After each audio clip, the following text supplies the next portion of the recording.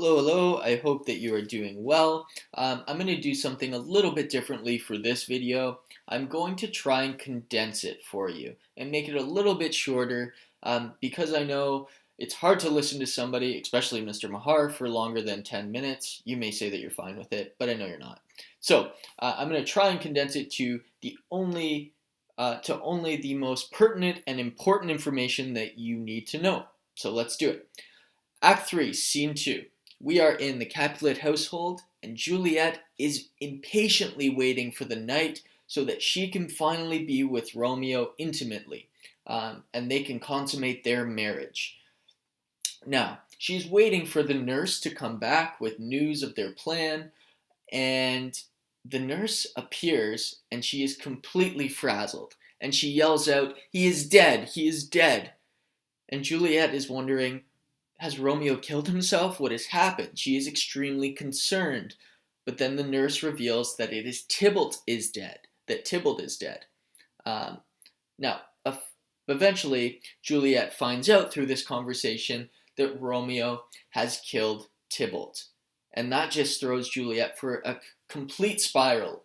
And she mentions a lot of oxymorons, such as, I think she says, a beautiful fiend, that Romeo, and she can't believe that her Romeo, her husband, was capable of doing this.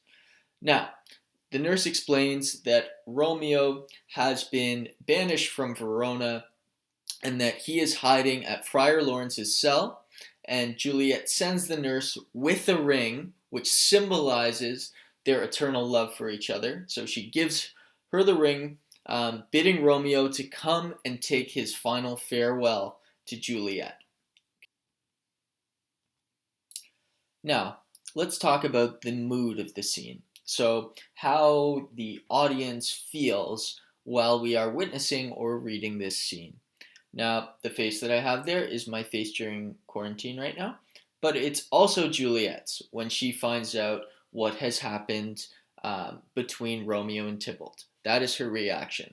So, her impatience at the beginning of the scene echoes her excitement in Act 2, Scene 5, when she had to wait for the news of the wedding arrangements.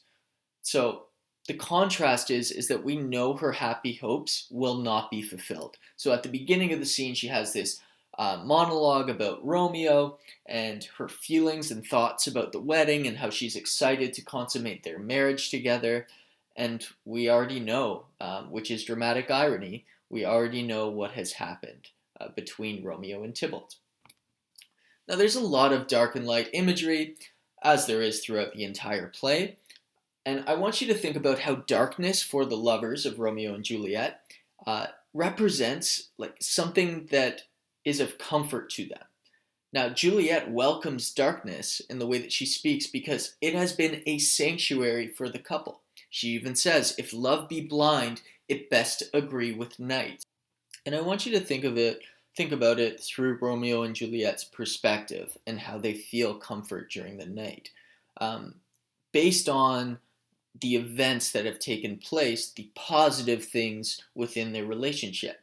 First, we have that they met at night in darkness. Then they agreed to marry again, nighttime. And they were excited to consummate their marriage, again, of course, at night.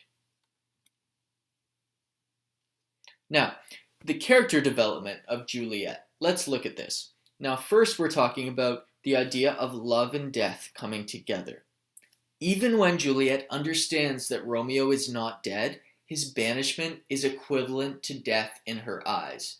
She even says, "All to my wedding bed, and death not Romeo take my maidenhead." This essentially means because Romeo and Juliet cannot be together, and their plans have been completely ruined, that death can take her because Romeo cannot have her. The next thing that we have, and a theme that I want you to focus on when looking at Juliet's character in this scene, is love and loyalty. Now I want you to put yourself in Juliet's shoes. She has an allegiance to her family, and we know how important family is, and the family name is, of being a Capulet throughout Verona. Now she feels conflicted because her love for Romeo clashes with her love and sense of duty and loyalty to Tybalt and her family name.